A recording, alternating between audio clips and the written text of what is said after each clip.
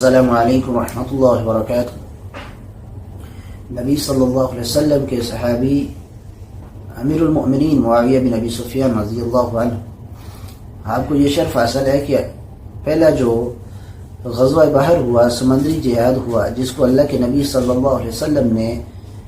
یہ فرمایا قد اوجبوا، پہلا غزوہ بحر کرنے والا جو لشکر ہے اللہ نے اس کے لیے جنت کو واجب کر دیا ہے، اس کا شرف جو ہے وہ معاویہ رضی اللہ عنہ کو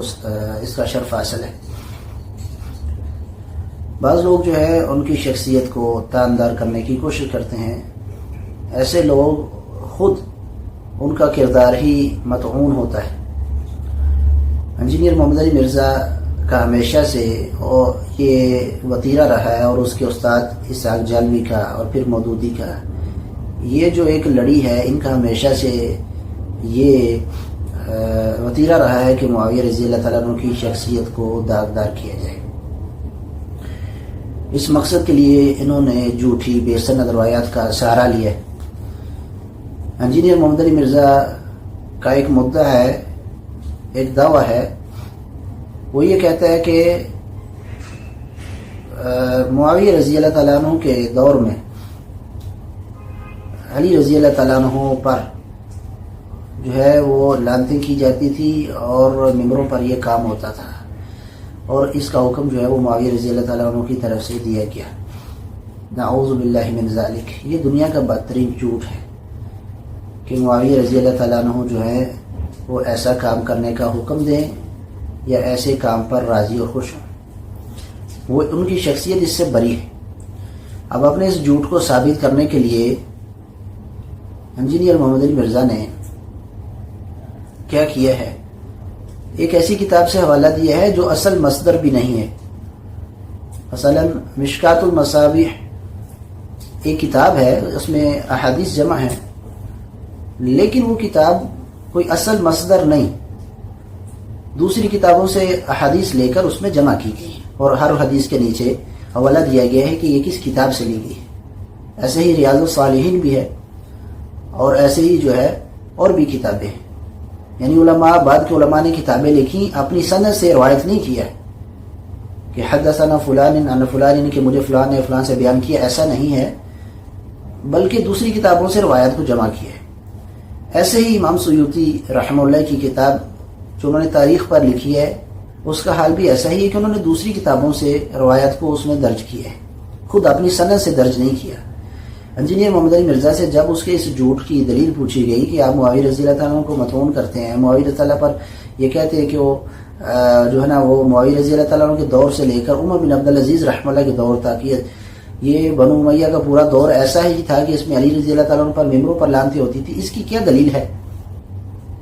تو اس نے کہا کہ امام سیوطی رحمہ اللہ کی تاریخ الخلفاء میں لکھا ہے، حالانکہ یہ اصل مصدر ہے ہی نہیں۔ امام سیوطی رحمہ اللہ کی وفات 911 میں ہوئی، اور امام سیوطی رحمہ اللہ نے اپنی سند سے اس کتاب میں کچھ بھی روایت نہیں کیا ہے، کیونکہ وہ تو پہلی صدی میں یہ واقعہ جس کا الزام انجینئر لگا رہا ہے معاویہ رضی اللہ تعالیٰ عنہ پر، یہ پہلی صدی کا واقعہ ہے، اور امام سیوطی اس کے 800 سال بعد جو ہے وہ 800 سال بعد کی ہے، 911 میں ان کی وفات ہے۔ تو لہٰذا یہ اصل مصدر ہی نہیں ہے کہ امام سیوطی رحمہ اللہ اپنی سند سے اس کو روایت کریں۔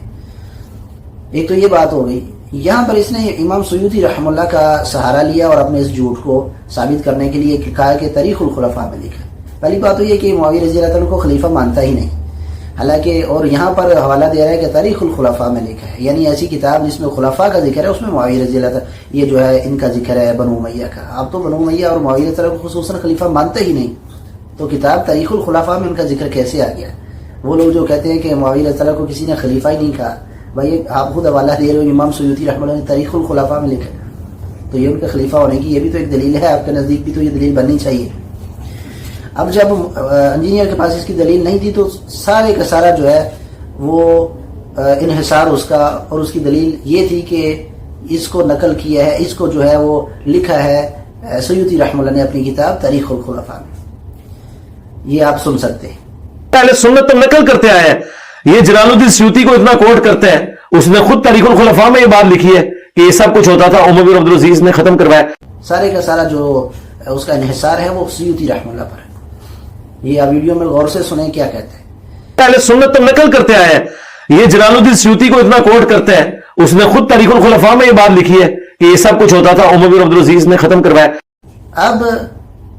آپ نے اس کو سن لیا کہ سارے یعنی سیوطی رحمہ اللہ نے لکھا ہے تو لہذا وہی اس کی دلیل ہے. اب یہی سیوطی رحمہ اللہ ہیں مصر کے, جن کے بارے میں اب انجینئر کیا کہہ رہا ہے, جب لوگوں کو کہتا ہے اس کے گاٹے فٹ ہو گئی, یہ پھکی دے دیا, یہ پھکا دے دیا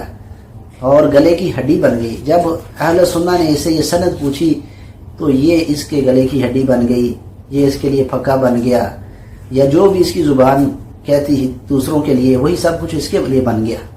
اسی پر اس کے گاٹے فٹ ہو گئی, اس کے پاس کوئی سند نہیں ہے. تو اب امام سیوطی رحمہ اللہ کی کوئی بات اگر اس کے خلاف ہوتی پھر امام سیوطی رحمہ اللہ کا مقام اس کے نزدیک کیا ہے؟ آپ دیکھیں, سنیں اب اس ویڈیو میں امام سیوطی رحمہ اللہ کے بارے میں یہ کیا کہتا ہے. سیوطی نے لکھا ہوئی, سیوطی کون سا پرانا ہے یار, 500 سال پہلے ہوا, 500 سال بعد میں بھی سیوطی بنا ہوں گا, میں تو ہوں نہیں بن گیا جے. ہاں ہاں, سیوطی نے اتنا مجمع ویکھیا ہونا ہے, چھٹ دو. یعنی ایسا دجال شخص کہ ایک طرف امام سیوطی رحمہ اللہ ہی اس کے لیے سند ہے اور دوسری طرف امام سیوطی رحمہ اللہ اس کے نزدیک کچھ بھی نہیں ہے, بلکہ امام سیوطی رحمہ اللہ کو کہتا ہے کہ وہ تو ابھی 500 سال پہلے گزرے, وہ تو میری طرح کے ہیں, میں بھی انہیں کی طرح 500 سال بعد سیوطی بن جاؤں گا, بلکہ اتنے لوگ تو سیوطی نے بھی نہیں دیکھے جتنے میرے ماننے والے ہیں.